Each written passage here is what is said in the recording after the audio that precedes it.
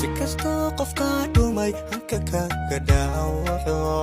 si kastoo lagu dhibo oo dhacdooyin noloshuye ha isdhiibin weligaa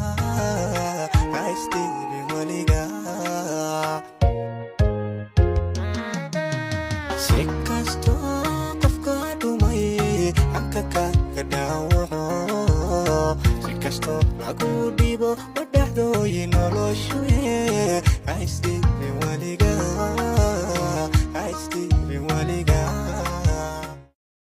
si kastoo qofkaa dhumay hanka kaga dhaawaco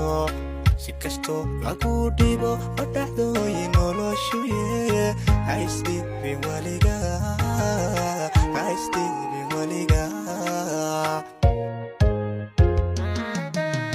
si kastoo qofkaa dhumay hanka kaga dhaawaco